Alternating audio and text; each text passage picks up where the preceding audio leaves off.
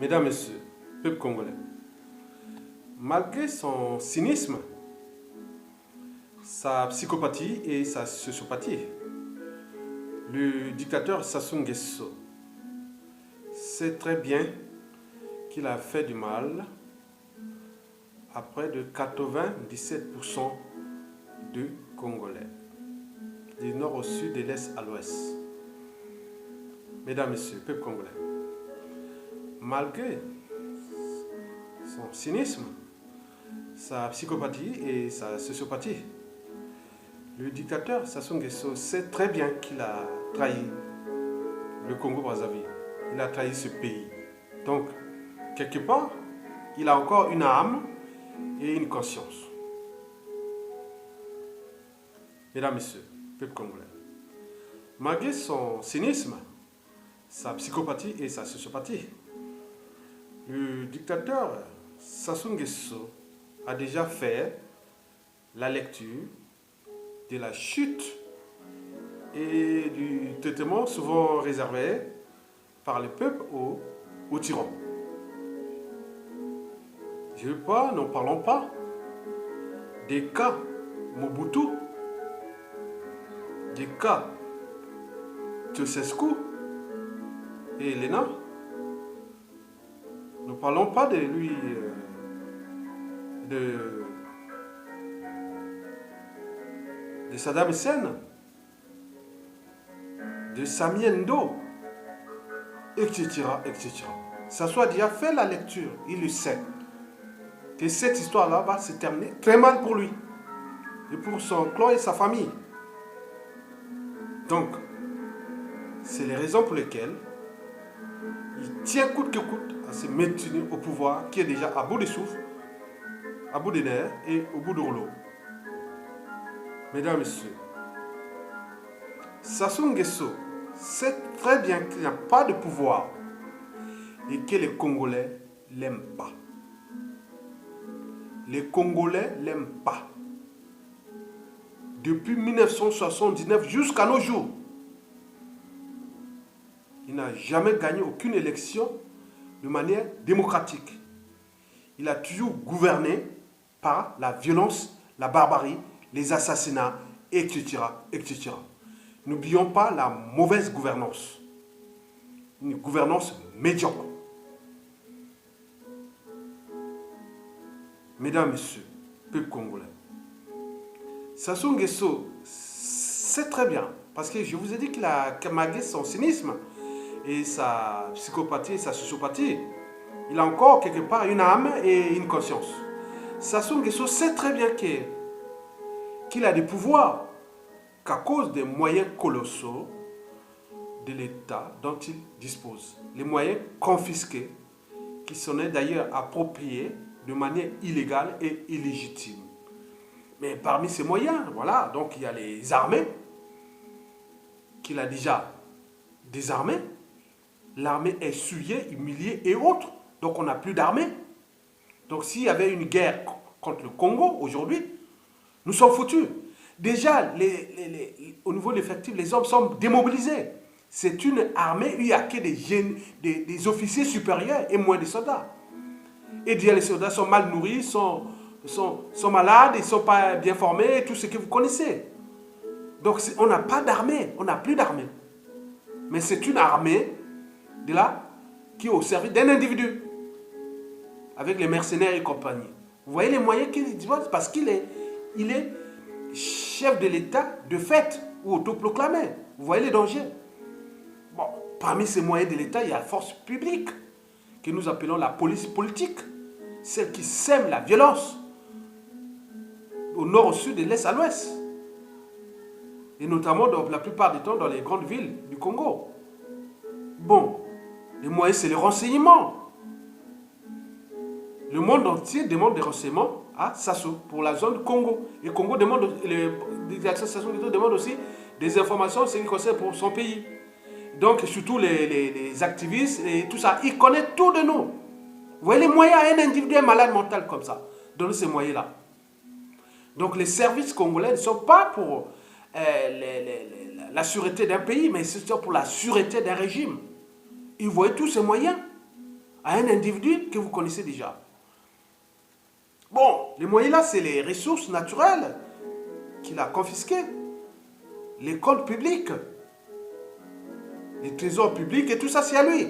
C'est son trésor public. Il a privatisé les comptes publics. Ne parlons pas de la justice, la diplomatie, les moyens de lobbying, tout ça parce que c'est le moyen de l'État. Et c'est pourquoi il a peur.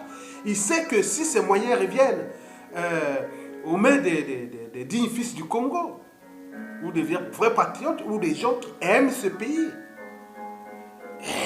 pour lui c'est fouchu. Lui, sa famille, ses enfants, petits-enfants, et pour de nombreuses années. Parce que le Congo, la situation qui sera après, ça ne sera plus la situation de 90 à 2000. Hein. Le Congo a tout accompli, les Congolais ont accompli. C'est une nouvelle génération. Donc, ils vont passer partout dans le monde, chercher un pays d'asile.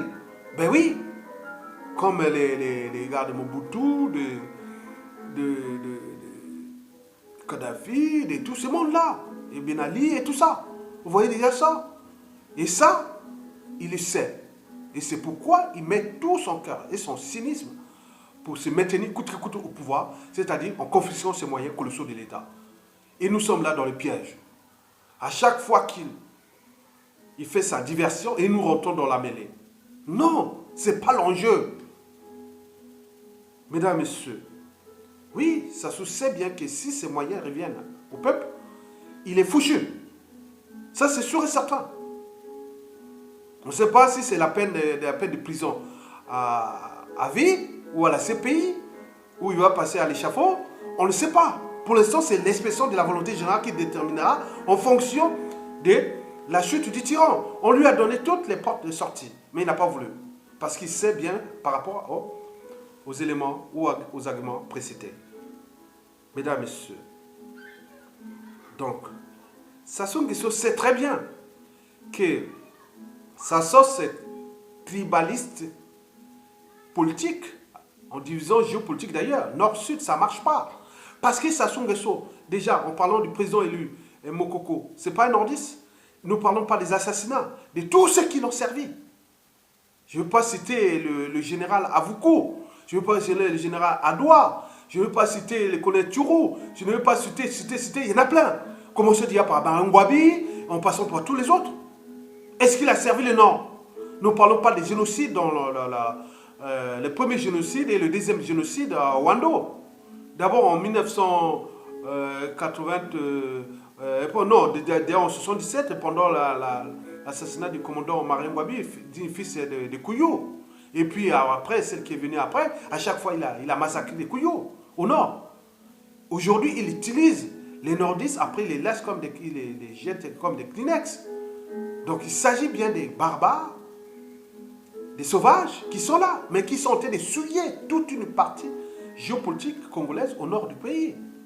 Et heureusement que les autres ont compris que oui, il y a un problème. Nous sommes là toujours la nation. Donc Sassou Nguesso sait très bien que cette sauce tribaliste nord-sud, ça ne marche plus. Donc, il pourrait y avoir des embrouilles tant seulement dans la partie sud, qui est déjà 100%, presque 100% contre lui, en fonction de cette partie nordiste. Donc c'est pourquoi on arrive à des pourcentages de 97% de la population nationale qui a envie d'en découdre avec ce monsieur. Mesdames, Messieurs, donc, pour contourner cela, bon, Sassou veut rester au pouvoir. Il sait que s'il part, c'est fini pour toute sa famille, son clan et autres, pour de nombreuses raisons, parce qu'il a fait la lecture la chute des dictateurs, partout. Donc Sassou cherche à contourner ou à retarder la fin des règnes déjà annoncés ou qui peut arriver à tout instant, ou d'ici peu, à tout instant, parce qu'on est là dans la guerre, dans le jeu du chat et de la souris, entre un tyran et le peuple. Bon, après viendra celui du gendarme et du voleur, ou du gendarme et du criminel. Le gendarme c'est le peuple, le criminel c'est Sassou. Mesdames et messieurs, donc Sassou joue à la diversion.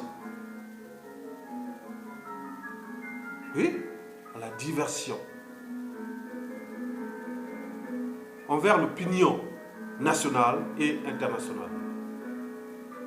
Et ça marche. Oui, ça marche.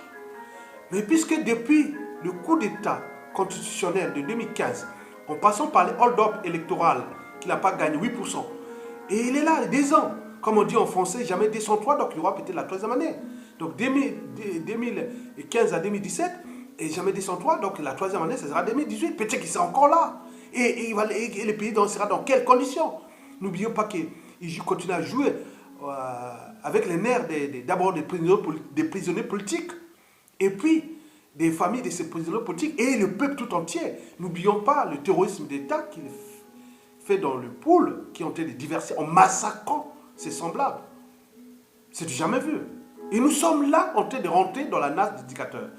Mais oui, revenons sur la diversion.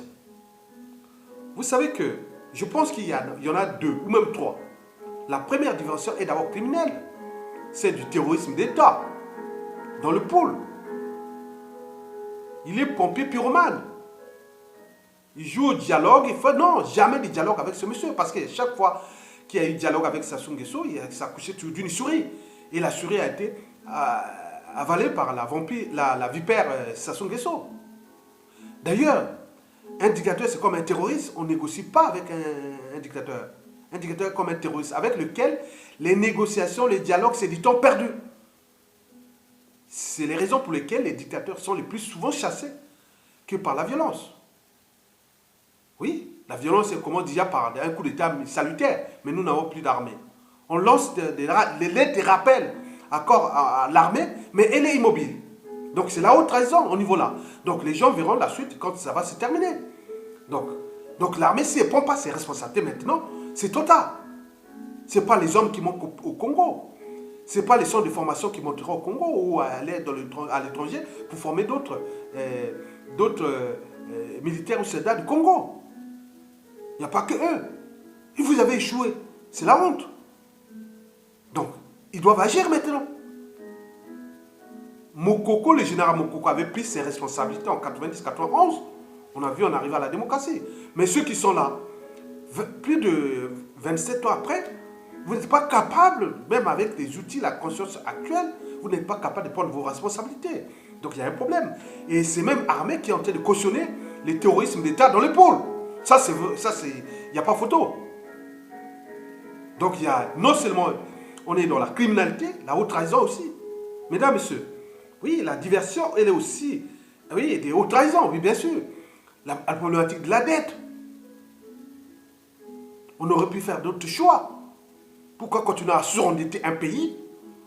Donc, les liquidités, les ressources naturelles, c'était pour eux avoir les liquidités pour faire les biens mal acquis, acheter la conscience mondiale et faire tout ce qu'ils ont voulu faire contre ce peuple.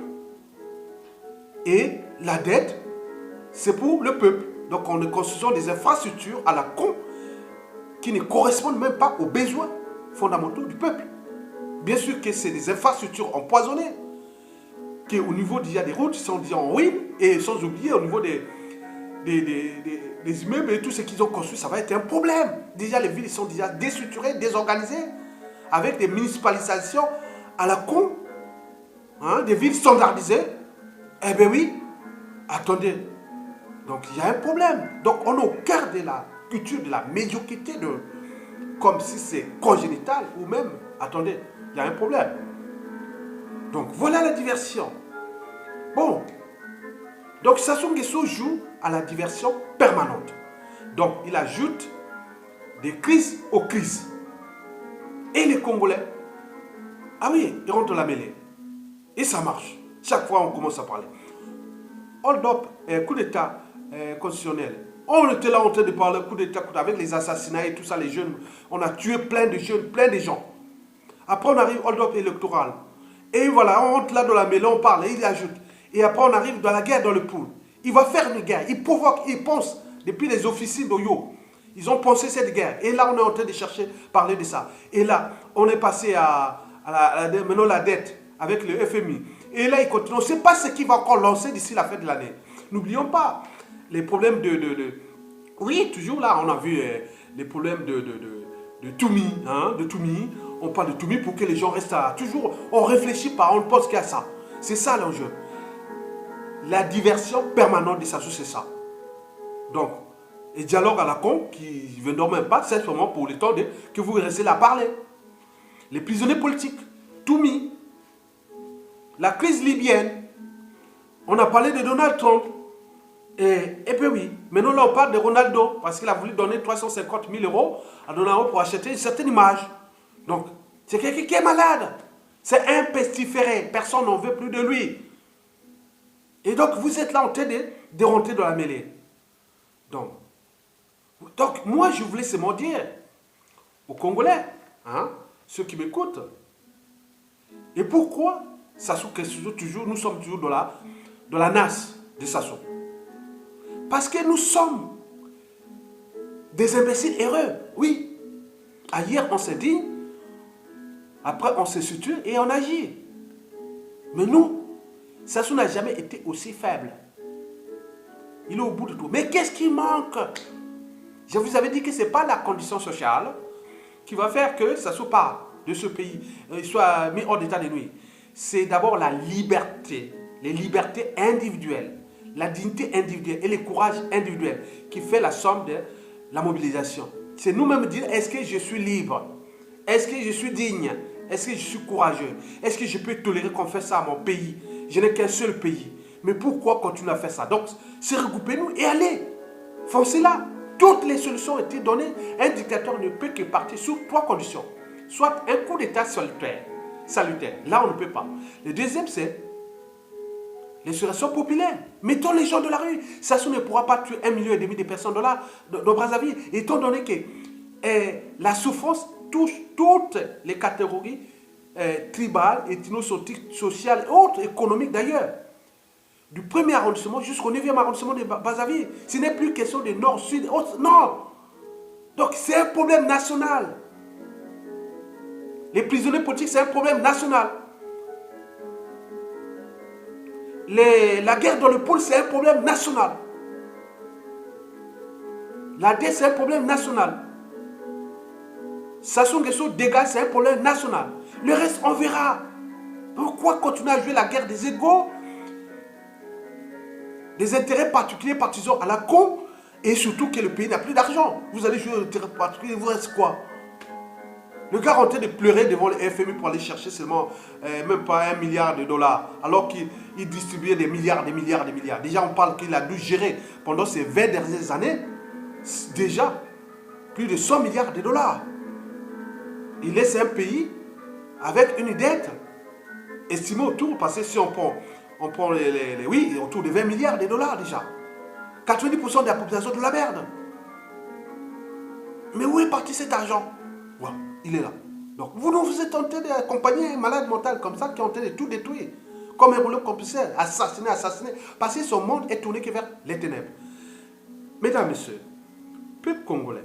Donc, Sassou Nguesso va ajouter des crises aux crises, des événements aux événements, pour que vous restiez toujours dans les émotions et vous ne réfléchissez pas pour vous entendre. Et donc, si nous restions dans ces conditions, il est sûr que Sassou va finir l'année 2017 et passer 2018 et peut-être arriver même jusqu'en 2019 et 20 et 21. À cause de qui? Nous. Tout est vert pour le peuple. Les fruits est mûr. Le pays d'abord très malade et le fruit Sassou est mûr. Allons-y. Qu'est-ce qui nous arrive? Qu'est-ce qui nous attend? Mesdames, Messieurs. Bon. Donc, pour solution, zappez cette diversion. Et maintenant, il parle de Toumi, il parle de dialogue, il parle de... C'est ses affaires. Avec ses faux opposants, faux dissidents, avec tous ses alliés autres. Mais nous, le peuple, on est déterminés à faire dégager ce monsieur coûte que coûte. Il est arrivé au dire au pouvoir, on parlait de lui. Moi, j'étais encore à l'école primaire. Aujourd'hui, la cinquantaine. Arrêtez. Donc c'est le mal du pays, c'est le mal général. Le jour où Sassou, on dit Sassou arrêtez, il n'est plus là. Vous verrez qu'il y aura la liesse générale. Il y aura même des gens qui vont mourir. Pas à cause de... Non, ils vont mourir par émotion. Il va y avoir des crises cardiaques. Il n'est plus là, le monsieur. C'est la terreur. Celui qui a pris tous les moyens de l'État, que je vous ai précité, qui fait la terreur à l'échelle nationale et internationale. Contre ces Congolais, contre notre peuple. Mais attendez, mesdames, messieurs, bon, je voulais aussi terminer pour dire que, bon, ben, écoutez, les dictatures, les dictateurs, il y en a eu partout en Europe, ailleurs, partout dans le monde. Mais ici, dès qu'il y avait des dictateurs, les gens se sont indignés. Après, ils ont suturé, organisé et managé d'abord la contestation, puis l'action. C'est l'histoire de la fleur au fusil, des révolutions. Ici en Occident, en Europe, partout. En Amérique latine. L'histoire des actions directes. Oui. Je ne vais pas citer les noms voilà, donc les gens... Mais restez toujours venir manifester ici en Occident, quand il y avait les dictatures en Occident, même en Amérique latine, ailleurs, ils n'allaient pas manifester en Afrique, ni en Asie, partout, non. Ils avaient mis leurs structures partout dans le monde pour faire des actes de sabotage contre cette tyrannie. On a eu même des coups bas qui ont été jusqu'à les dictateurs qui en Europe ou en Amérique latine, voilà, qui avaient les ramifications en Afrique, en Asie, autres. On allait neutraliser ces gens-là là-bas. Et comme ils ont peur, oui, après non. Donc, c'est parce que ici, la liberté, la dignité, le courage est ancré dans l'ADN de ces peuples. C'est pourquoi ils seront toujours libres. Ils ne le seront jamais fait. Mais nous sommes là en train de manifester partout à Paris, en Europe. Je vous dis que ça commence à déranger plus d'un, ici en Occident. Montrant des images choquantes, des assassinats et autres. Ils n'en veulent pas. Ils veulent que vous venez. Voilà. Et dit, attends, ça dure depuis comme toi. Pourquoi ça affecte tout le continent? Bien sûr que c'est mauvais. Ces êtres stupides ont été placés par l'Occident, bien entendu. Mais ailleurs, ils se sont battus ici. Même placés, ils ont agi. Il faut agir. L'esprit du sacrifice. Parce que si les dictateurs africains, je vous dis par exemple les cas où il y avait des histoires de... Je ne veux pas parler, c'est une histoire un peu douloureuse. Il y avait l'histoire d'Adomoro, il y a eu l'histoire même ici, c'est ça, monsieur le président, ou avion, autres. Il y a beaucoup de gens qui sont dans la résistance contre ces mauvais, et autres en Afrique, ils ont beaucoup d'argent. Si on regroupait toutes ces sommes, ça fait des milliards. Mais un président comme sur les sommets Afrique, ou des nains, où se trouvent ces gens-là, une bombe qui pète, ou un avion qui décolle, qui s'écrase, tout ça, on peut fabriquer plein de processus pour que ces mesures ils sachent que ça devient dangereux de confisquer le pouvoir. Parce que nous sommes, l'Afrique, tant qu'elle ne sera pas debout en termes de liberté fondamentale, de la dignité et du courage de se dire non et d'agir, de structurer, d'organiser, nous ne serons jamais respectés en Occident. Vous pouvez être riche, intelligent ou pas en Occident, tant que l'Afrique noire ne sera pas debout, et nous ne serons jamais respectés. Et les problèmes, c'est qui? C'est tous ces mauvais. C'est barbare, ces lignées génétiques qu'on les a placées là parce qu'on sait qu'ils font partie de ces mauvais qui, au temps de l'esclavage ou même de la colonisation, seraient les premiers à dire non, restons au niveau de l'esclavage ou du colonialisme. Donc c'est ces lignées qui sont là. Donc nous, individuellement, collectivement, nous devons agir pour cette Afrique-là. L'enjeu n'est pas de dire non, on devient des superpuissances autres. Nous voulons être libres et dignes. Qu'on ne nous place pas ces mauvais qui sont en train de tout détruire, comme des rouleaux compresseurs, en décivilisant, en déclassant et en déshumanisant nos peuples. Et cela a des impacts au niveau de la respectabilité interraciale à l'échelle mondiale. Donc les Sassou Nguesso, les Kabila et tous ces gens-là deviennent des problèmes de notre existence, déjà à l'échelle du bassin du Congo. La plupart des dictatures ici en Occident étaient toujours les pionniers du but même de la condition humaine ou sociale. Même si au niveau politique, il y avait ces problèmes qui sont toujours significatifs des dictatures, au niveau des opposants, des assassinats, mais au niveau de la condition, non. Mais nous, le pouvoir pour le pouvoir, on ne sait pas, ça ne s'arrête pas. Donc nous, aujourd'hui, les Congolais arrêtez d'entrer dans la nasse de Sassou. Il fait ces événements à la con, ces diversions hautes. Trouvez les moyens d'arriver, bon, on l'attrape. Ah ouais, ça y est. Vous verrez qu'il y aura la liesse générale au Congo et même dans la sous-région. Je vous dis sincèrement. Parce que le monsieur-là devient le danger. Non seulement de notre pays, mais aussi de la sous-région. Donc, agissons ensemble parce que l'union n'est pas la fusion. L'union, c'est la force. Mais nous pouvons nous unir parce que nous avons un dénominateur commun. Et le temps n'est plus à l'indignation, mais à l'action. Et il me semble que les problématiques que je vous ai citées au niveau occidental, nous allons manifester dans les rues de Paris et autres, mais ça commence à déranger, je vous dis sincèrement. Moi, vous verrez toujours, hein. Regardez bien, si vous, ceux qui vivent en Occident, vous ne verrez pas quand il y avait les dictatures en Amérique latine, même au moment que ce soit en Asie ou au monde arabe, on ne voit pas les Arabes partout dans les rues manifester. Pourquoi que les Africains? Et pourquoi ça ne s'arrête pas? Donc c'est un problème, c'est vous-même. Donc prenez votre responsabilité individuelle et collective et éjectez ces êtres stupides, trop stupides pour être utiles à l'intérêt même de la communauté, de la société et de la civilisation nouvelle à l'échelle africaine. Et notamment pour nous, le cas du Congo-Brazzaville et du bassin du Congo. Mesdames, Messieurs, je vous remercie et à bientôt.